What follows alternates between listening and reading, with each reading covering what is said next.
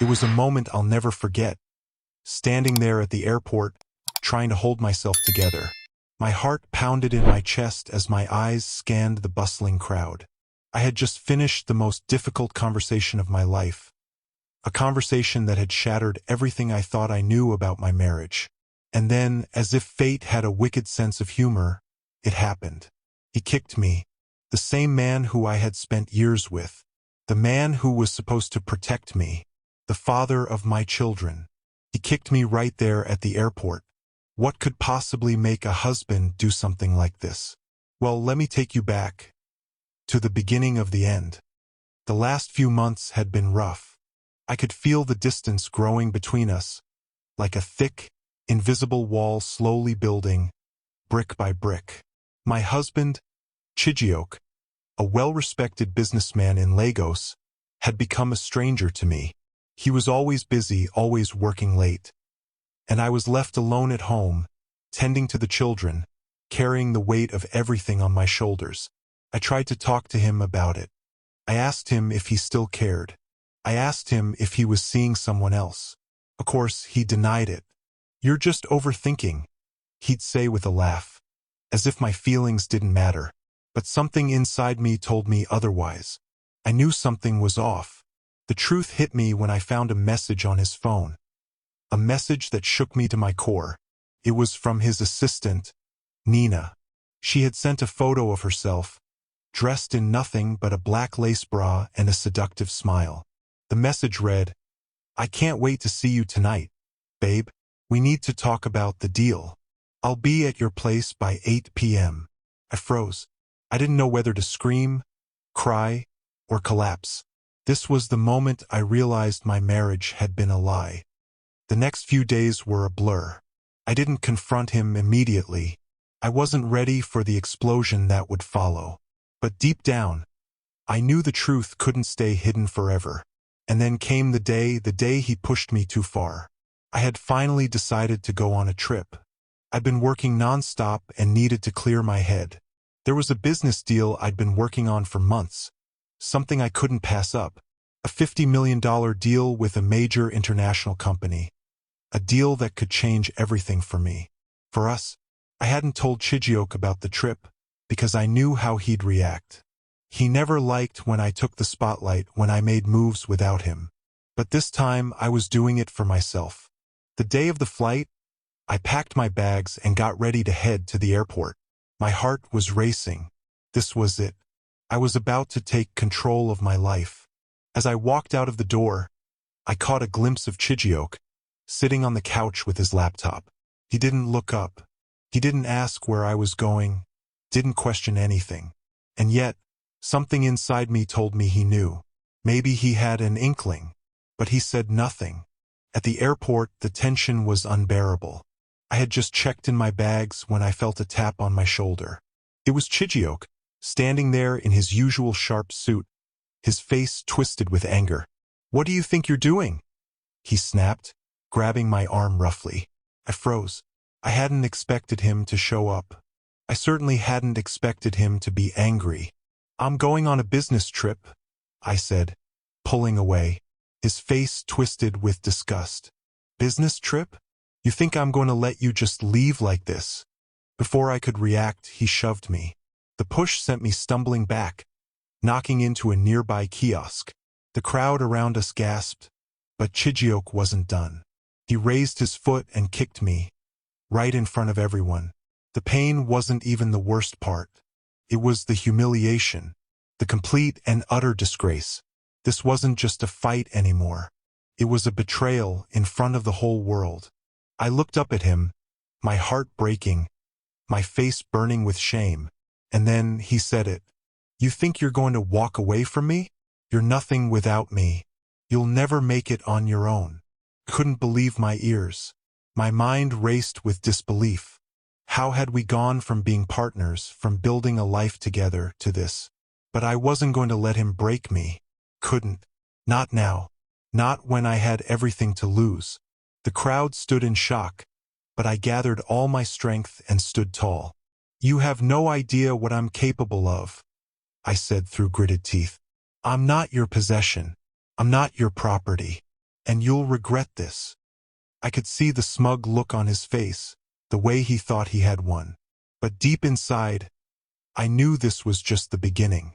I was done being the silent wife, the one who played by his rules, the one who let him control everything. I was about to take control of my own life, and Chijioke was about to find out just how far a woman pushed to her limits could go. Welcome to this channel. Thank you so much for your incredible support. Your likes, comments, and shares mean the world to us. Before we dive into today's heart-wrenching story, please subscribe to this channel, turn on the notification bell, and drop a comment below. Let us know where you're watching from. Are you tuning in from Lagos, New York, London, or somewhere else? We love connecting with our global family. I stood there, heart racing, breath shallow, as I watched Chijioke storm off. His words, still ringing in my ears, made me feel like I had just been hit by a freight train. But I wasn't going to crumble. Not in front of him. Not in front of anyone. I quickly composed myself, dusting off the hurt. I wasn't sure where this new sense of power was coming from, but something inside me told me I had to be stronger, smarter than I had ever been before. The airport seemed like a blur as I walked toward my gate, the constant buzzing of the overhead announcements mixing with the pounding of my heart. I didn't look back, not even once. When I boarded the flight to Nairobi, I felt a strange sense of relief. A new chapter was beginning, but I was also filled with dread. The $50 million deal was something I had worked on for months. I had earned this moment, but could I pull this off without everything else falling apart? The flight was long, but I managed to sleep for most of it, my mind racing with thoughts of what had just happened. Chijioke's face, the way he had kicked me, I couldn't escape it. I arrived in Nairobi late that evening, and the city's lively streets welcomed me with their bright lights and warm, fragrant air. I could almost feel the energy of this vibrant place coursing through me. The next morning, I was to meet with the potential investors, and nothing was going to stop me. I checked into the hotel and immediately called my assistant, Funk, to go over the final details for the presentation. We had worked tirelessly on this project, and I knew I couldn't afford any slip-ups. This deal could change everything. My career, my future. It wasn't just about the money. It was about proving to myself that I was more than just a wife. But just as I was about to step out for the meeting, I received a message that made my stomach drop. It was from Chijioke. "I know where you are. Don't think you can hide from me. I'll make sure you regret this, just like you've regretted everything else." My hands trembled as I held my phone. I tried to ignore it. I had to. I couldn't afford to be distracted. But Chijioke's words haunted me.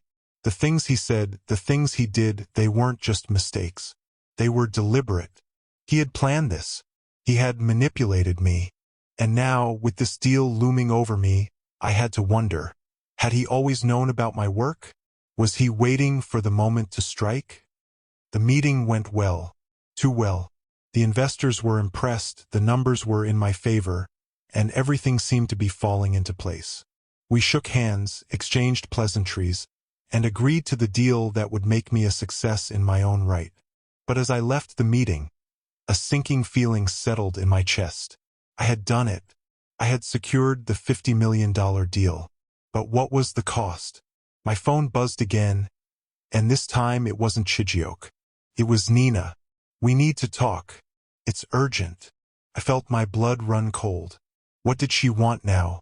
I hadn't heard from her since I discovered the messages on Chijioke's phone. I quickly called her back. "Hello." Her voice sounded shaky. "I don't know how to say this, but Chijioke isn't just cheating on you. He's been using you." I froze. "What do you mean?" "He's been siphoning money from the business, hiding it in offshore accounts. The deal you just signed, it was supposed to be his. He never planned on sharing any of it with you." I could feel the blood drain from my face as the world seemed to spin around me. How could I have been so blind? How could I not see the lies, the manipulation, the betrayal? I ended the call and sank into the chair, my mind spinning. Nina's words echoed in my head. The deal I had just closed, the success I had worked for, it was all a lie. Chijioke had been playing me, using me as a pawn in his game. But I wasn't going to let him win. Not now. Not ever. I knew that this was no longer just about a business deal. It was about taking back control of my life. It was about revenge. Financial revenge. I wasn't going to let him ruin everything I had worked so hard for. I stared at the phone, the weight of the situation sinking in. I had to act fast. But how? The next few days passed in a blur of meetings, phone calls, and paperwork. I kept my focus on the deal, the $50 million deal, trying to ignore the chaos that Chijioke had unleashed in my life. But even in the midst of success, I couldn't escape the feeling of betrayal gnawing at my insides. I had closed the deal, yes, but at what cost? Was this really my victory? Or had Chijioke just used me as a stepping stone for his own gain? That night, after a long day of negotiations and finalizing the deal, I found myself staring out the window of my hotel room. Nairobi's skyline was breathtaking. A sea of lights, a reminder of how far I had come. But even in the city that promised opportunity, all I could think about was home. Lagos, Chijioke, the man who had destroyed everything. It was around 10 p.m. when I got the call from Funk. She had been my assistant for years, and if there was anyone I trusted, it was her. But tonight, something was different about her voice. It sounded urgent. "Ma'am, I think you need to see this," Funk said, her voice trembling. "It's about Chijioke." "What is it?" I asked, feeling a chill creep down my spine. "I found something. I don't know how to say this, but I think you need to know. Just tell me," I demanded, my heart thudding in my chest. "It's his phone," she said. "I've been going through his messages, and I found something strange." I could hear the hesitation in her voice, but I knew Funk wasn't the type to exaggerate. She had been by my side through thick and thin, always looking out for me. If she was worried, then I should be too. "What did you find?" I asked again, trying to steady my breath. "It's a conversation with his lawyer. They've been planning to divorce you. He's already set things up." I felt my blood run cold. Divorce? After everything we had been through, everything we had built together? Was this how it was going to end? With him walking away unscathed while I was left to pick up the pieces? But there was more. "Chijioke isn't just planning to divorce you," Funk continued. "He's going to fight for everything. The business, the house, the kids. He's been preparing for this moment for a long time, and now that you've closed the deal, he's ready to take it all." I dropped the phone onto the bed, my head spinning. This couldn't be happening. How had I not seen this coming? Chijioke had been playing me this entire time. The business, the house, the family, it was all a game to him. And now he was going to take everything. Everything I had worked so hard for. I spent the rest of the night lying awake, staring at the ceiling, my thoughts racing. My mind was a storm of emotions. Betrayal, anger, confusion. But most of all, I felt broken. I thought about the family we had built, the years we had spent together, the love we once shared, and yet all of it had been a lie. Chijioke wasn't the man I thought he was.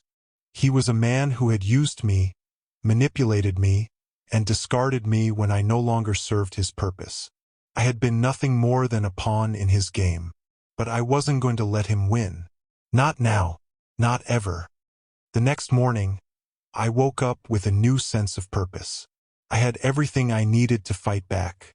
The $50 million deal was just the beginning. It was my leverage, my ticket to freedom. Chijioke thought he could take everything from me, but he didn't know what he was up against. I wasn't going to play by his rules anymore. I was done being the dutiful wife, the one who followed orders and kept quiet. I was going to fight for my children, for my business, and for myself. But before I could act, I needed information. I needed to know everything about Chijioke's plans, about his lawyer, about what he was doing behind my back. I called Funk again. "I need everything you can find," I said. my voice low and determined. No matter what it takes, we're going to make sure he doesn't get away with this. Funk hesitated for a moment before replying. I'll do what I can, she said. But be careful. This isn't going to be easy. Chijioke's powerful, and he has connections. I know, I said, my voice steely. But I've come this far. I'm not stopping now. I hung up the phone, my heart pounding with anticipation. The game had changed. I wasn't just fighting for a deal anymore. I was fighting for my life. And this time, Chijioke was the one who would lose. The days that followed were filled with tension, each one dragging me closer to the inevitable confrontation. Couldn't sleep, couldn't eat. Every time I closed my eyes, all I could see was Chijioke's face. Angry, smug, and unrepentant. The man I had once loved had become my worst enemy. But I had a plan. I had made mistakes in the past, letting my emotions guide me, letting Chijioke take control of everything. I wouldn't make that mistake again. This time I was going to fight smart. I spent hours on the phone with Funk, combing through the information she had gathered. She had done a fantastic job of getting the details I needed, messages, financial documents, everything that could expose Chijioke for the liar and manipulator he was. But there was one thing I needed more than anything else. Proof. Solid, undeniable proof that he had been siphoning money from the business and hiding it from me. I arranged a meeting with Nina, Chijioke's assistant. I knew she was the key to getting the answers I needed. After all, she was the one who had started the whole mess when she sent me that message. We met at a small cafe in Nairobi, the noise of the bustling street outside muffling our conversation. Nina looked nervous as she sat across from me, fidgeting with her coffee cup. Her hands shook, and I could see the guilt written all over her face. I know this is hard for you, I said, trying to calm her down. But I need you to help me. You've already given me the truth. But now I need you to give me the proof. The documents. Anything that can show Chijioke's plans. Nina hesitated for a moment, her eyes darting around the room as if someone might overhear. Then finally she nodded. I've kept a copy of everything, she said, her voice barely above a whisper. The transactions, the offshore accounts, everything. I was too afraid to speak up before, but now I know I can't let him get away with this. My heart raced as she slid a folder across the table. Inside were the documents I had been waiting for. I scanned the papers quickly, my eyes widening as I saw the proof I had been searching for. Evidence of illegal transfers. Large sums of money funneled into accounts that weren't even registered under Chijioke's name. This was it. This was the evidence I needed to take him down. I sat back in my chair, trying to steady my breathing. The weight of what I was about to do hit me all at once. I had always thought that Chijioke and I could work things out. I never imagined I would be holding his downfall in my hands. But this wasn't about vengeance. It was about justice. It was about making sure that he didn't destroy everything I had worked for. Thank you, I said to Nina, my voice soft but filled with gratitude. You've done more than you know. She smiled weakly, relieved that the burden had been lifted off her shoulders. You deserve the truth, she said. I just hope this works. I know what he's capable of. The next step was clear. I had to confront Chijioke, but not until I had everything lined up. I needed a lawyer, someone who could help me navigate this legal minefield. I reached out to a friend of mine, a top lawyer in Lagos, who had helped me with some minor legal issues in the past. I explained the situation, told him about the evidence I had gathered, and asked him for his advice. This is serious, Kemi, he said, his tone grave. Chijioke won't go down easily. He has connections, and he's not afraid to use them. You need to be prepared for a long battle. I'm ready, I said, my voice steady. I won't let him win. Not this time. I spent the next few days preparing, making sure everything was in place. I wanted to be as prepared as possible before I confronted Chijioke. I knew that he would try to manipulate me, try to twist the situation to his advantage. But I had the truth on my side. and that was more powerful than any lie he could tell. Finally, the day arrived. I called him, telling him that we needed to talk. He didn't question it, didn't ask why. He was so confident that I would back down, that I would continue to play the dutiful wife. But I wasn't that woman anymore. When he showed up at my apartment, I could see the surprise in his eyes. He wasn't expecting me to be so calm, so composed. He thought I would crumble just like I always had before. But not this time. "I know everything, Chijioke," I said, my voice cold and firm. "I know about the money. I know about the offshore accounts. And I know that you've been planning to divorce me and take everything from me." His face turned pale, the color draining from his skin. For the first time, I saw fear in his eyes.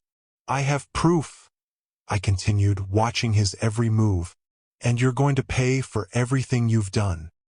I could feel the tension in the air as Chijioke stood there, his face a mixture of disbelief and fury, his hands clenched into fists, and for a moment I thought he might lash out, but I didn't flinch. Not this time. I wasn't the same woman he had walked all over for years. "You're making a huge mistake, Kemi," he said, his voice low, a dangerous edge to it. "You don't know what you're messing with." "I know exactly what I'm messing with," I replied, my voice steady. "You thought you could control me, destroy everything I built. But now the tables have turned." His eyes narrowed, but he didn't speak.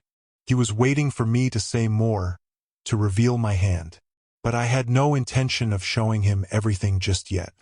I wanted him to sweat, to feel the panic set in. I reached into my bag and pulled out the folder with the documents Nina had given me. I placed it on the coffee table in front of him, watching as he looked down at it with a mixture of fear and anger. "This is the proof, Chijioke," I said, my voice almost a whisper. "I have everything. The money transfers, the offshore accounts, it's all here. You've been stealing from the business and hiding it from me." For a moment he didn't move. He just stared at the folder, his face going from pale to red as the reality of the situation sank in. I could almost hear the wheels turning in his head as he tried to come up with an explanation, a lie that could get him out of this. But there was nothing. No excuse, no way out. He was trapped. "I don't know what you think you're doing, Kemi," he finally said, his voice trembling with anger. "You think you can take me down with some documents? Do you know who I am? I'm untouchable." "Not anymore," I said, my tone calm but firm. "You may have connections, but I have the truth, and I'm not afraid to fight for it." He stood there for a moment, looking like he was going to explode, but then, to my surprise, he took a step back. His shoulders slumped, and I saw the flicker of fear in his eyes. "What do you want?" he asked, his voice quieter now, almost pleading. "I'll give you whatever you want. Just don't destroy me like this." It was the first time I'd seen him vulnerable, and in that moment, something inside me hardened. I wasn't going to fall for his manipulations again. I wasn't going to let him worm his way out of this. "I don't want your money, Chijioke," I said, my voice cold. "What I want is justice. For what you've done to me, to this family, to everything we built. You don't get to walk away unscathed. Not this time." He let out a bitter laugh, the kind of laugh that made my skin crawl. "You think you've won, don't you?" he said, his tone mocking. "But you're wrong. You think the truth matters? It doesn't. I'll make sure you regret this." His words were a threat, but I didn't flinch. Instead, I smiled, a slow, calculating smile. "I don't think you understand, Chijioke," I said. "This isn't just about me. This is about everything you've done. And I'm going to make sure the world knows exactly who you are. I'm going to expose you for the fraud you are." The silence that followed was deafening. Chijioke stood there, his anger radiating off of him in waves, but I could see the cracks in his armor. The fear was real and it was growing. For a long moment, neither of us spoke. It was as if time had stopped, the world outside frozen, waiting for what would happen next. Then, finally, he broke the silence. "You think you can ruin me?" he asked, his voice low and dangerous. "You have no idea what you're dealing with. I'll make sure you regret this. I'll ruin you." I met his gaze, my expression calm, unshaken. "You can try," I said, "but this time, I'm not backing down." Chijioke turned and stormed out of the apartment, slamming the door behind him. I stood there for a moment, taking in what had just happened. I had confronted him. I had stood my ground, and for the first time in years, I felt like I was in control. But I knew this wasn't over. It had only just begun. The battle for my life, my business, and my children was far from over. And Chijioke? He was going to learn the hard way that I wasn't the woman he thought I was. The days that followed were a blur of phone calls, meetings, and legal strategies. I had no idea just how deep Chijioke's corruption ran, but I was determined to find out. With the evidence I had, the support of my lawyer, and my newfound resolve, I knew I had a fighting chance. But every time I closed my eyes, I could still hear Chijioke's voice, the anger in his words, the threat in his tone. He wasn't going to give up easily, and neither would I. The next move was mine. But what would it be? If you have been on this journey with us, don't forget to like, subscribe, and turn on notifications for more gripping stories like this. Days turned into weeks, and I couldn't shake the feeling that the battle was only just beginning. Chijioke had stormed out of my apartment, but I knew it wasn't over.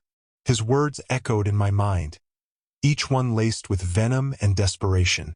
He had threatened to ruin me, and I had no doubt he would try. But I wasn't going to let that happen. Not again. The first few days after our confrontation were a whirlwind. My lawyer, Tund, advised me to stay low and gather as much evidence as I could.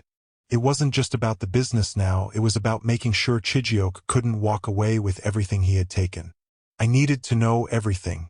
How deep did his lies go? Who was helping him? And, most importantly, how could I expose him for the fraud he was? I started digging into the business's financials, meeting with accountants and consultants, trying to trace every transaction, every penny that had been siphoned. It was slow work, and at times, I felt like I was chasing shadows. But then, one day, I found something that made my stomach drop.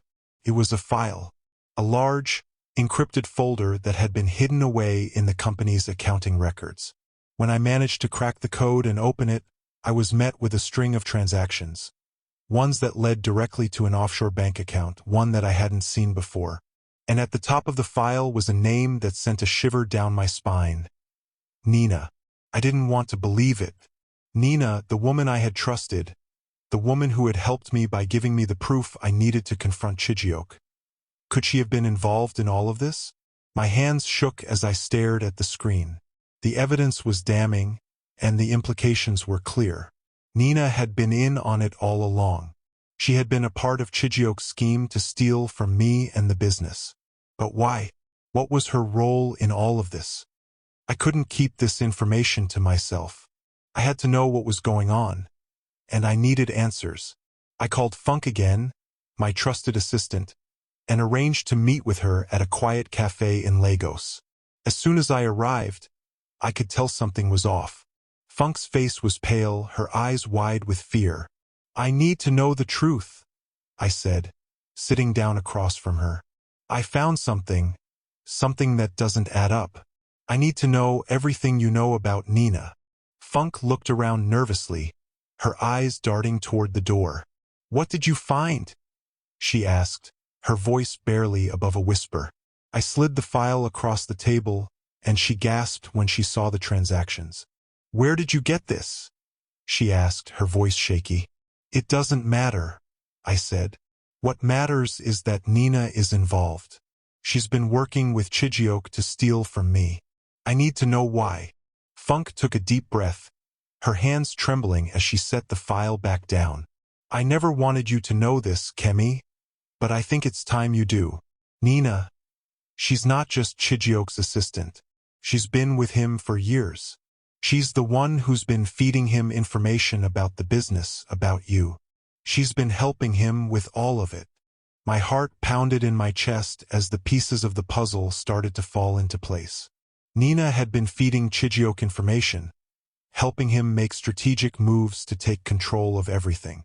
She had been my trusted ally, but all along, she had been working for him, manipulating me from the inside.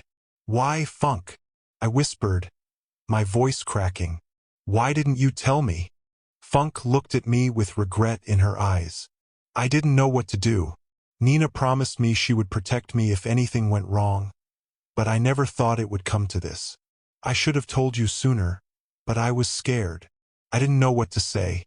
I had trusted Funk with everything, and yet, even she had been caught in this web of lies. But I wasn't going to let fear stop me now. Not when I was this close to the truth. "I need you to help me take her down," I said, my voice firm. "I need everything you know about Nina, everything that could expose her. This isn't just about Chijioke anymore. It's about her, too." Over the next few days, Funk and I worked together to gather more information about Nina. We dug into her personal life, her connections, everything that could link her to Chijioke's plan. And the more we uncovered, the more we realized just how deep this betrayal ran. Nina had been playing both sides, pretending to be my ally while secretly working with Chijioke to manipulate me. She had access to all the company's confidential information, and she had used it to help Chijioke hide the money he had stolen from me. But there was something else I uncovered, something that chilled me to the bone. Nina wasn't just after money. She had been in love with Chijioke all along. It explained so much. The way she had acted so protective of him, the way she had been so eager to help him. She wasn't just doing his bidding. She was doing it for love, for a man who had used her just as much as he had used me. Now, I had the evidence, the motive, and the proof that I needed. I was ready to confront Nina, to expose everything she had done. But there was one last thing I needed to do before I took the final step. I had to make sure Chijioke understood that the game was over, that I wasn't afraid anymore. I wasn't going to let him control me, and I wasn't going to let him destroy everything I had worked for. This was the moment of reckoning, the moment where I took back control, the moment where I showed Chijioke, Nina, and everyone else who had doubted me that I was no longer a pawn in their game. I was the queen. The weight of everything I had uncovered pressed down on me like a heavy cloud. I had exposed Nina, the traitor who had been in cahoots with Chijioke. I had the evidence, the proof that could end it all. But it wasn't enough yet. Not until I faced Chijioke one last time. The sting of his betrayal still stung, but I had grown stronger. I wasn't the woman who had once tiptoed around his temper or crumbled under the weight of his lies. No, I had become someone else, someone unrecognizable to him. Someone who had nothing left to lose but everything to gain. I arranged a final meeting with him. I knew he wouldn't expect it, but I also knew he wouldn't be able to resist the opportunity to confront me, to try and talk his way out of the mess he had created. The meeting was set at a luxurious restaurant in Lagos, a place Chijioke frequented often with his business partners. A perfect place to end this once and for all. As I walked into the restaurant, I was calm, perhaps too calm.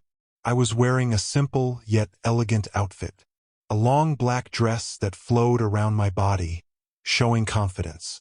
I knew I wasn't just walking into a dinner, I was walking into the final round of a fight. When I saw Chijioke, my heart didn't race like it used to. There was no more fear, no more doubt. I was finally free of his control. He stood up, flashing me a fake smile, the kind of smile I had seen too many times before. The kind that was meant to charm but never reached his eyes. "You look different," he said, his eyes scanning me as if trying to read my mind. I didn't smile back. I didn't need to. "I'm not the same woman you left behind, Chijioke," I said calmly as I took my seat across from him. He chuckled, clearly dismissing my words. "You're still upset about what happened at the airport, aren't you? You should know that I was angry, and sometimes we do things when we're angry." I stared at him, unblinking. "It's not just the airport, Chijioke. It's everything. The lies, the manipulation, The money you've been stealing from me and the business." He faltered for a second, his expression tightening. "What do you mean?" he asked, though the fear in his voice was undeniable. I pulled out the folder from my bag and placed it in front of him. The same folder that contained everything: the bank transfers, the offshore accounts, Nina's involvement. I could see the color drain from his face as he scanned the documents, his breath catching in his throat. This isn't possible," he muttered, his voice cracking. "It's all possible, Chijioke," I said, leaning forward, my voice low but unwavering. "You've been stealing from me, from this business, from everything we built together. And now you're going to pay for it." He shoved the folder aside, his hands shaking. "You don't know who you're dealing with. I have people who can make this all go away." I smiled coldly. "You've used people your whole life, Chijioke. But you're not going to get away with this. Not this time." The tension between us was thick, the air charged with anger and regret. But as I looked into his eyes, I knew there was no turning back. "I've already contacted the authorities," I continued, watching his eyes widen. "And I've made sure that every single transaction, every illegal move you've made, is documented. You think you can just walk away from all of this? Think again." For a moment he said nothing. He just stared at me, as if waiting for some kind of explanation. I could see the realization hit him, the realization that he had underestimated me, that he had taken me for granted for far too long. "You've ruined everything," he said, his voice shaking with rage. "You think you can just walk away with everything? You'll never get away with this." I leaned back in my chair, feeling a strange sense of calm wash over me. I had nothing to fear. He had no power over me anymore. "I don't want your money, Chijioke," I said softly. "I want you to face the consequences of your actions. I want the world to know who you really are." I could see the defeat in his eyes now, and it felt like sweet justice. The man who had once controlled everything was finally seeing the world crumble around him. "You'll never make it without me," he muttered, a last-ditch attempt at manipulation. "You're nothing without me." But I wasn't listening anymore. I was done with his lies, his manipulation, his threats. He had tried to destroy me, but in the end, I was the one who had won. The following days were a blur of legal battles, phone calls, and meetings. With the evidence I had, the authorities couldn't ignore what Chijioke had done. He tried to fight back, using every connection he had. But in the end, it didn't matter. The truth had come to light, and there was no escaping it. Chijioke was arrested for fraud, embezzlement, and conspiracy.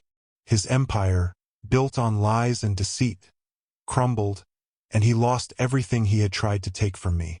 As for Nina, she had been complicit in it all, and her involvement didn't go unnoticed. She faced her own legal repercussions, and the truth about her manipulations was exposed for everyone to see. I stood tall in the face of it all. I had fought for what was mine, and I had won. Chijioke and Nina had thought they could break me, but they didn't realize that the one thing they couldn't take from me was my strength. The months that followed were filled with healing. It wasn't easy, but I had finally regained control of my life. The business once again became mine, and this time I ran it on my terms. The deal that Chijioke had tried to steal from me, it was now my legacy. I had faced the worst betrayal a person could imagine, and I had survived.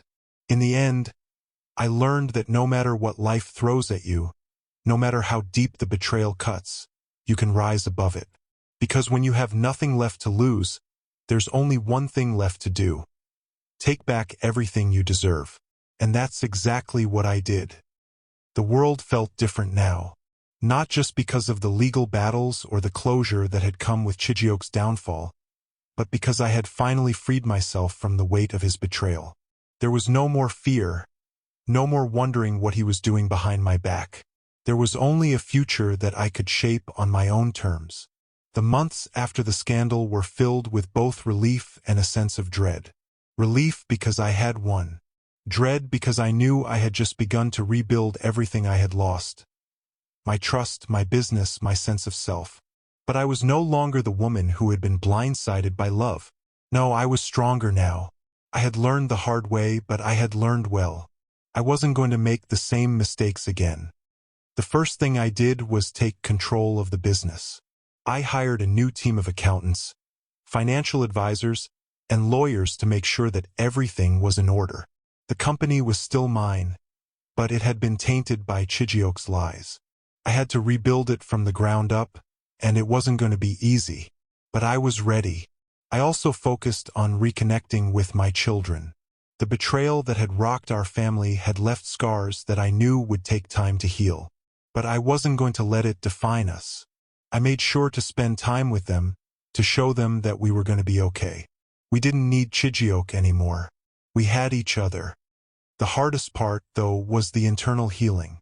Every time I thought about the years I had spent with Chijioke, the years I had sacrificed, I felt a mix of anger and sadness. How had I allowed myself to be blind to the truth? How had I ignored the signs? But I couldn't dwell on those questions forever. I couldn't keep asking myself, what if? Or why didn't I see it sooner? Because it wasn't about the past anymore. It was about the present, about the life I was building. And so I moved forward. One of the first things I did after the dust settled was hire a business consultant. Someone who could help me expand my company in ways Chijioke had never allowed. I had big dreams. Dreams that didn't revolve around keeping someone else's ego inflated. I was finally in control. I was also working on something more personal, my own self-worth. I had spent so many years doubting myself, letting Chijioke's words define me. But now I was going to change that. I began working with a therapist, someone who could help me process everything that had happened and build a stronger, more confident version of myself. The path wasn't easy. It never would be. But each day, I took small steps toward the woman I wanted to become. A woman who was no longer defined by betrayal or heartache, but by her own strength and resilience. Then, one day, I received a letter. It was from Chijioke's lawyer. My heart dropped when I saw the familiar name on the envelope. I didn't want to read it, but I knew I had to. As I opened the letter, I braced myself for the worst. Had he found a loophole? Was he trying to drag me back into the nightmare? But when I started reading, my heart sank even further. It was a settlement offer. Chijioke wanted to avoid a lengthy legal battle, and he was offering me a sum of money in exchange for me dropping all charges and agreeing to a divorce settlement. I laughed bitterly.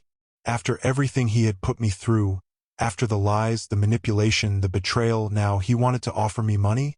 I read the letter again, trying to understand his reasoning.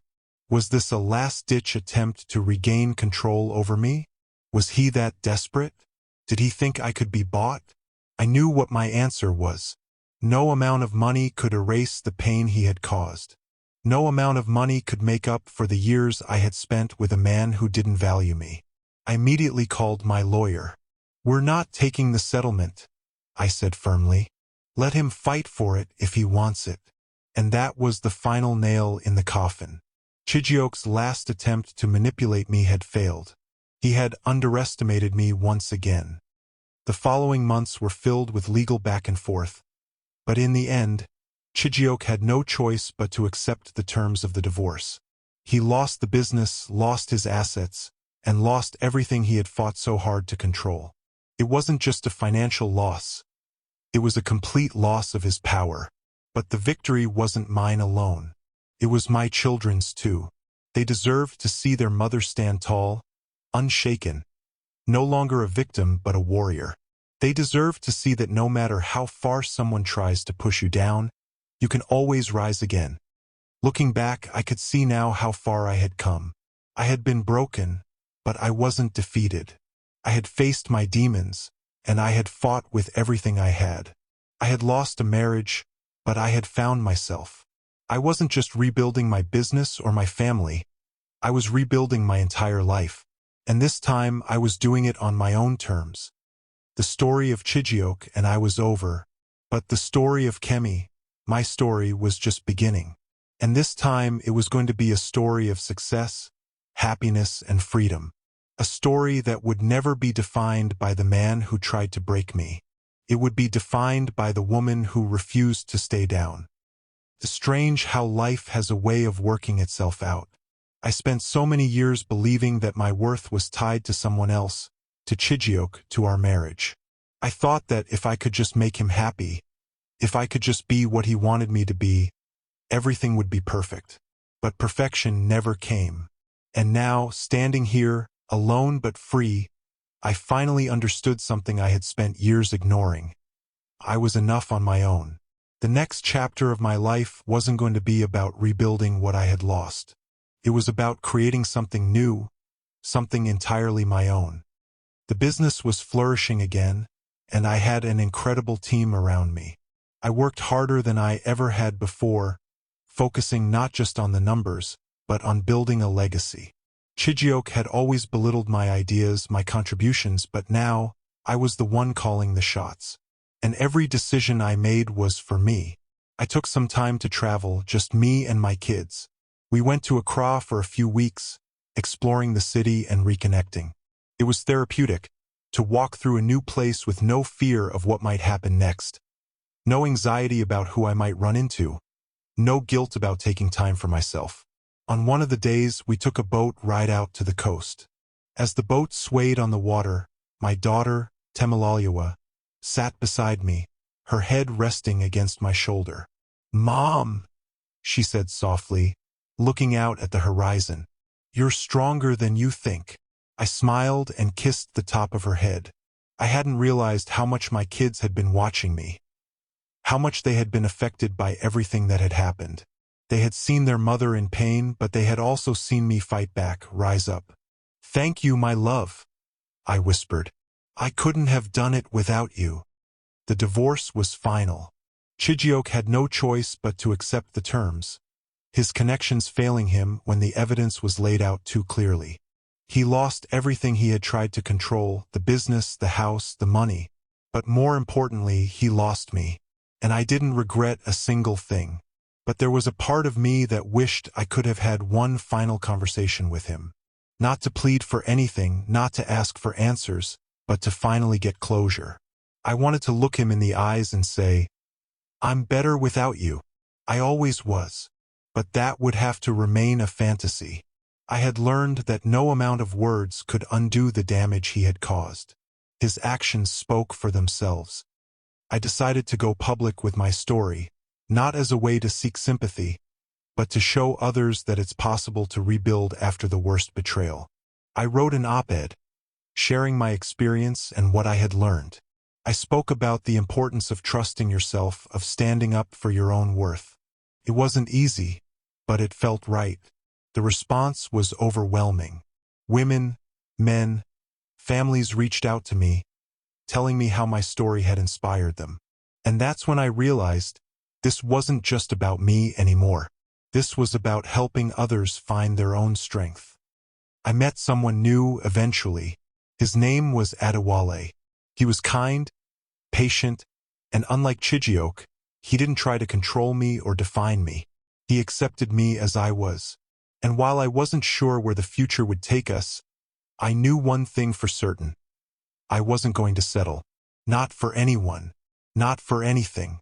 It was refreshing to be loved not for who someone else wanted me to be, but for who I truly was. But even more than that, it was empowering to realize that I didn't need anyone to complete me. I was whole on my own. The business expanded internationally, and I made sure to focus on giving back to the community. I started scholarships for young women in business, helping them build careers without the fear of being overshadowed by someone else. I also became an advocate for survivors of domestic abuse, using my platform to raise awareness and provide resources for those who had been silenced. Every day, I woke up with a renewed sense of purpose. My life wasn't perfect, but it was mine. I had taken the mess that Chijioke had created and turned it into something beautiful. I had taken my pain and turned it into power. I had learned that nothing, not betrayal, not loss, not even the darkest days, could take away the fire that lived within me.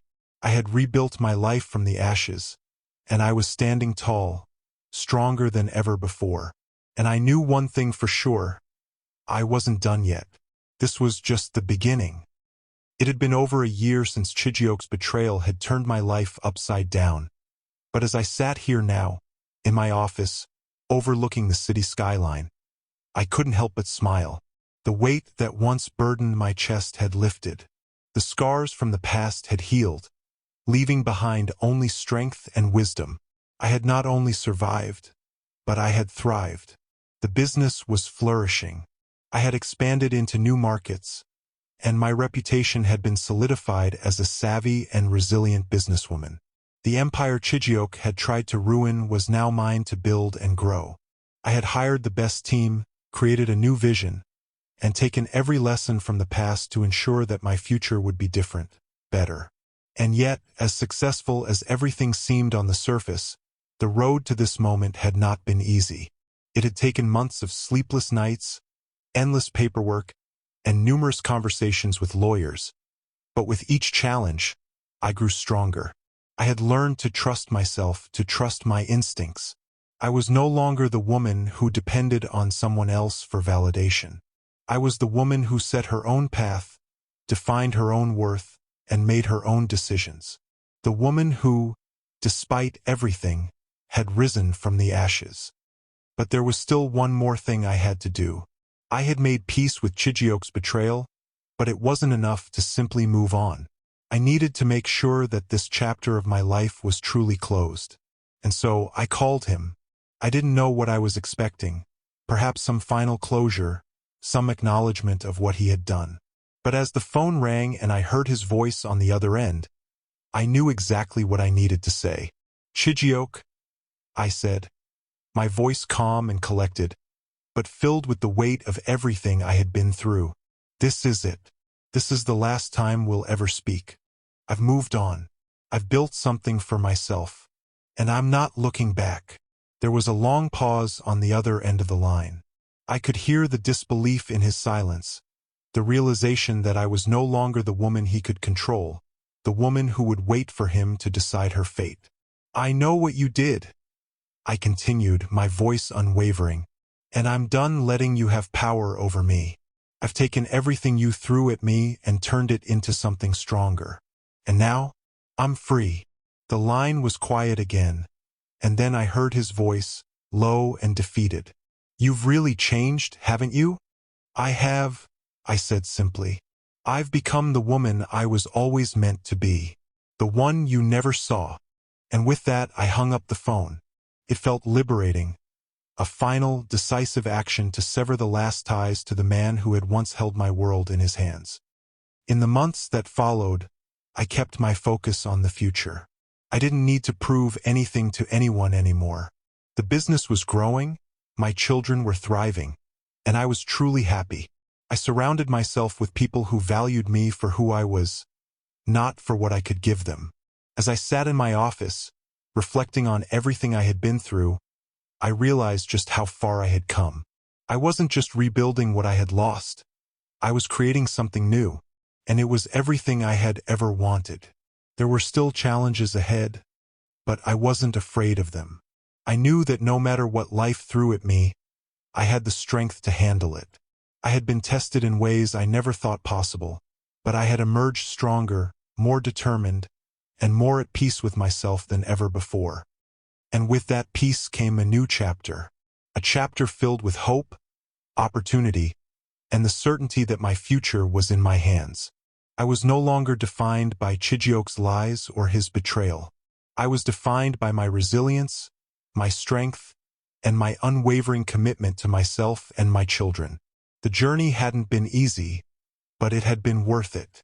I had faced my darkest fears, survived the most painful betrayal, and emerged victorious. I had taken control of my life, and there was no turning back. The world outside my office window seemed brighter than ever. Lagos was buzzing as usual, the chaotic hum of the city somehow grounding me.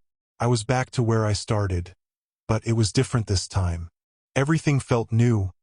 Every moment felt filled with purpose.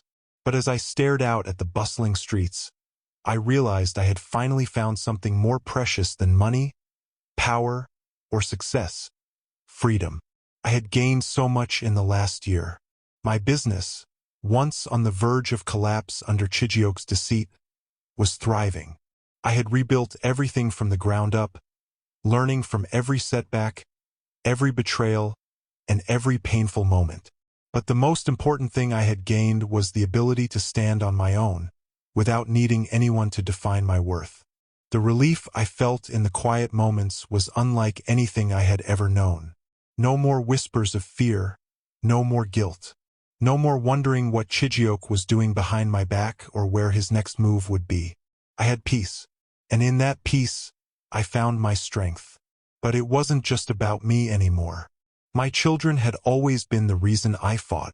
I wanted to show them that no matter how tough life got, you could always rise again. I wanted them to see a mother who wasn't broken, who wasn't afraid, and who wasn't willing to settle for anything less than respect and love. I had learned to value myself, to trust my instincts, and to walk away from anything that didn't serve me. And now it was time to show them that same power. One afternoon, as I sat in the office, reviewing some expansion plans, I got a call from Funk. She had been with me through thick and thin, and her voice had become a comforting presence in my life. "Kemi, I've been thinking," she began, her voice hesitant. "You've come so far. You've built this empire, and you've survived the hardest part of your life. But what's next for you?" I smiled, feeling a warmth in my chest. Funk had always been my rock, and now she was seeing me in a way I had never seen myself before. "I don't know," I admitted, leaning back in my chair. "I guess I've been so focused on surviving that I never really thought about what comes after. I've rebuilt everything, but I don't think I've truly allowed myself to enjoy it yet." Funk chuckled. "Well, I think it's time you did. You deserve to." And so I did. I started taking moments for myself, moments that I had never allowed myself before. I spent weekends traveling, reconnecting with old friends, and rediscovering the parts of myself that I had lost while trying to please others. I explored new passions and hobbies, things that had always been on the back burner while I was trying to juggle the demands of family and business. I also took the time to focus on self-care, both physically and emotionally. I worked out, I meditated, I read. I immersed myself in things that brought me joy and fulfillment. I no longer had to prove anything to anyone. I was living for me, and it felt amazing. One day, as I sat in the park with Temalalyua, watching her chase after a butterfly, I realized how much I had missed in the past. I had been so wrapped up in the fight for survival that I had forgotten to appreciate the little things. The sound of my children's laughter, the joy of a quiet afternoon, the feeling of grass beneath my feet. For the first time in a long time, I allowed myself to just be, to breathe, to smile, to laugh, to savor the freedom I had worked so hard to earn. The final chapter of my journey had been written, but it wasn't the end. It was a new beginning, a beginning that was mine to shape however I wanted. I had faced my worst fears, fought through the pain, and walked away victorious. And now, with the future in my hands, I could only look forward to what was next. There was still work to be done, but for the first time in years I wasn't running on empty. I was running on love. Love for myself, love for my children, and a love for the life I was creating. I was free. I was whole. And that was all I needed. The city of Lagos was still alive, bustling with energy, just as it had been when I first started this journey. But for me, everything had changed.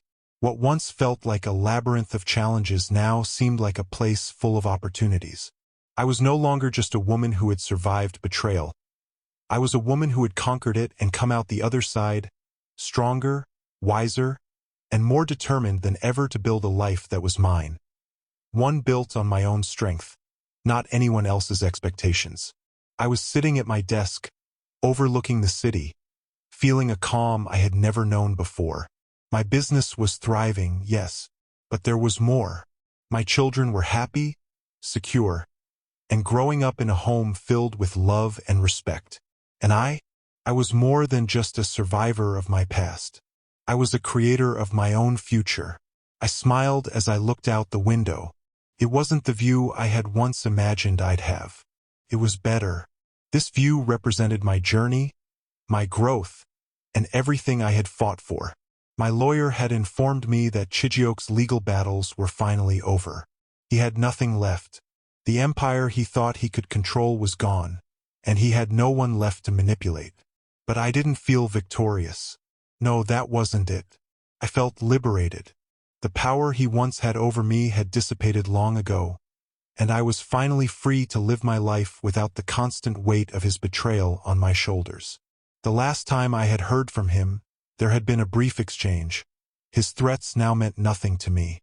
He was a chapter in my life that had come to a close, and I was ready to turn the page.